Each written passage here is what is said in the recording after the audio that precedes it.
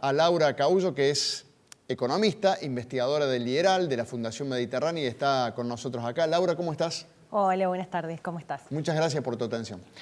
Bueno, a ver, primero, en el marco de esta discusión por los planes, el gobierno dio a conocer la semana pasada la desocupación 7%, y es más, la está publicitando el fin de semana en los partidos de fútbol, no paraban de decir, bajó la desocupación al 7%. ¿Verdad o mentira? Bueno, es una verdad relativa. ¿Por qué? La desocupación del 7% implica 1,5 millones de personas que no encuentran empleo en Argentina. Sí. Este número estructuralmente hace una década no desciende. La tasa de empleo ha ido variando, en la pandemia la vimos totalmente deprimida, pero el problema de fondo es un conjunto de la población que busca empleo y se mantiene sin poder alcanzarlo.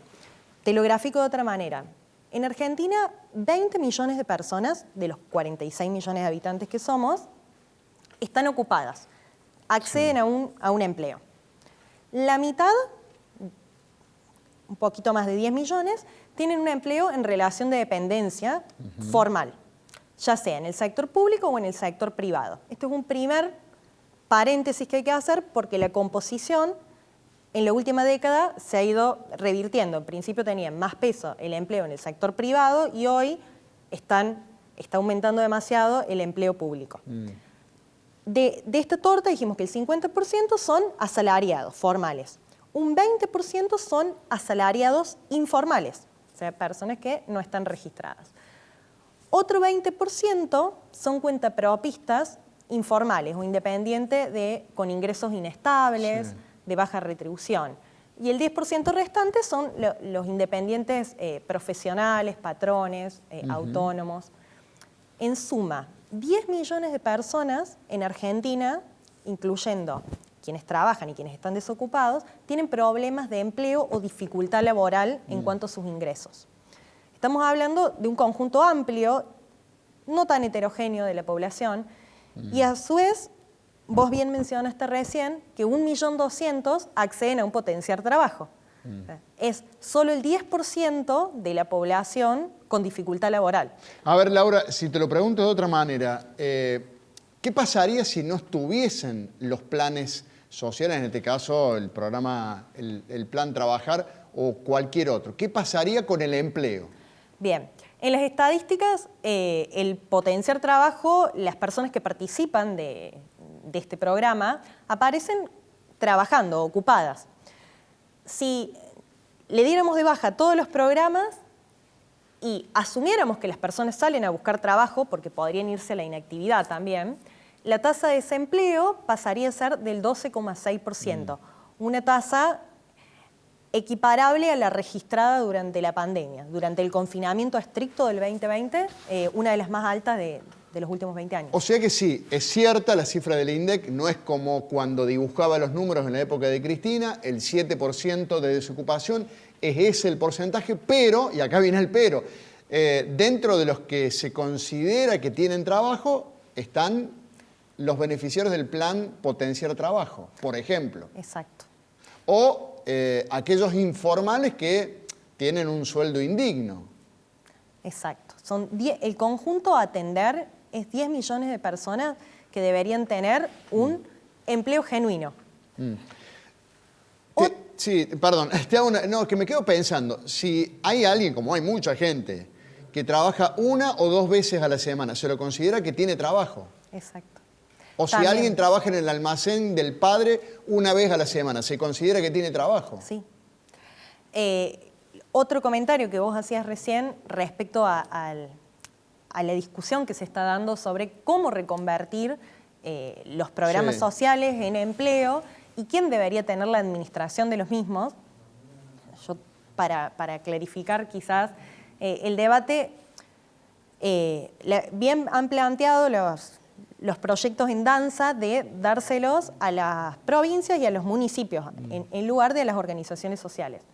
Esto esconde un riesgo inminente de aumentar la planta de empleo público, porque si estas personas que hoy trabajan en las organizaciones van a trabajar en los municipios, es posible pensar que en un futuro también va a haber demandas sociales para oficializarse o efectivizarse la planta y seguimos teniendo el mismo problema. Sería la puerta de entrada para que el día de mañana estos beneficiarios de planes sociales que administra la provincia o el municipio pidan acceder a un empleo público formal. Exacto. Entonces, personalmente creo que no es esa la puerta de salida. Sí vincularlo y nuclearlo con el sector privado y todo lo que haga a la productividad de estos trabajadores, que eso sí lo puede garantizar el Estado. También, para ilustrar, el 30% de los ocupados en Argentina, estos 20 millones que te comentaba, no tiene secundaria completa. O sea, su máximo nivel de instrucción es secundaria incompleta. Entonces, también estamos hablando de personas que tienen bajo nivel de productividad o no pueden acceder a trabajos calificados, que tengan... es todo un círculo que retroalimenta el problema de la carencia de ingresos también. Sí. La Argentina no tenía prácticamente planes sociales cuando se produjo la crisis del 2000-2001, ¿verdad? Y desde aquel entonces para acá no paran de aumentar los planes, cada vez tenemos más, ¿no? Cada vez tenemos más. El actual Potenciar Trabajo se inicia en el 2009 en la administración de Cristina, llamándose Argentina Trabaja. En ese momento eran 150.000 beneficiarios. Finaliza en el 2018, con la gestión de Macri se pasa a llamar Hacemos Futuro y Ellas Hacen, porque había un componente de género, donde el componente, la contraprestación era capacitarse, pero el conjunto de beneficiarios siguió aumentando. Y en 2020, durante la pandemia, con la administración de Alberto, se pasa a llamar Potenciar Trabajo y aumentó exponencialmente la cantidad de beneficiarios. Sobre el manejo, en la mayoría, creo haber leído que el 80% lo manejan, lo gerencian las organizaciones sociales, ¿verdad? Sí, es así. Hoy está en manos... Incluso cuando uno ve el presupuesto que se destina al programa... ¿Cuánto es? A ver.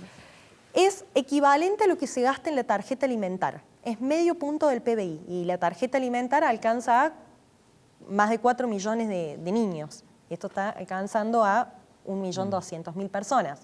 Los montos son mayores. El monto del Potenciar Trabajo es medio salario mínimo vital y móvil, que, si mal no recuerdo, estaba en 37.000 pesos. Sí. El total, la mitad es lo que cobran. 19.000 pesos aproximadamente es lo que cobra un Potenciar Trabajo, porque se actualiza en junio.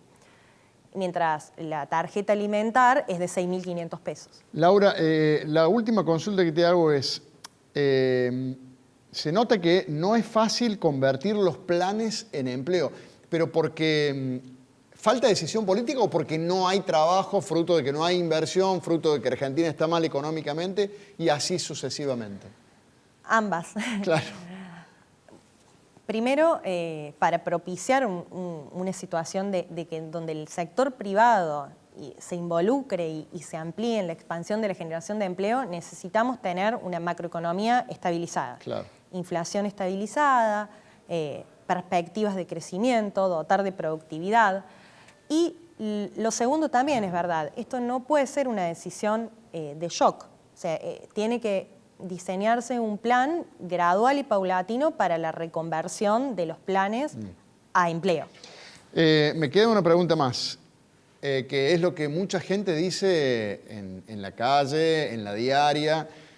Buscas un carpintero, te dice 40 días de plazo. Buscas un pintor, no puedo ir recién dentro de 2 o 3 semanas. Buscas un electricista, difícil que lo encuentre, y así un gasista, un plomero y así sucesivamente. ¿Esto que dice la gente está pasando realmente con este tipo de empleos? Sí, ocurre. ¿De trabajos?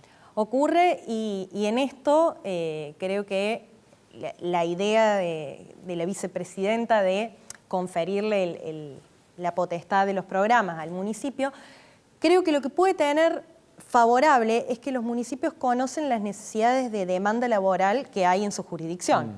Aquellos lugares turísticos, aquellos lugares agrícolas, aquellos lugares de oficios, y quienes pueden brindar de manera más acertada la capacitación a estos programas, viene de la mano del nivel de gobierno más bajo. Ahora sí, la última, que es una pregunta, o mejor dicho, algo que yo suelo decir. ¿Alguna pregunta que no te haya hecho y que te gustaría contestar o algo que te gustaría decir en el final? No, simplemente que el resultado desacertado quizás de toda esta política laboral ha sido reflejado en los datos de pobreza. Y cada vez son crecientes y el número de indigentes también, la pobreza extrema. Hay 17 millones de argentinos sumidos en pobreza. Claro, prácticamente la mitad. O sea, con esto estás diciendo que el hecho de tener trabajo no significa necesariamente que no seas pobre. Exactamente. Podés tener trabajo y ser pobre, como de hecho está pasando. Exacto. Creo que también es un punto integral a evaluar en este sentido de generar más empleo y mejorar también el salario real, porque la inflación socava el poder adquisitivo de las familias. Tal cual. Dura la realidad. Laura, gracias por estos minutos con nosotros, gracias por venir a nuestro programa. No, por favor, muchas gracias a ustedes. Un gusto, ¿eh?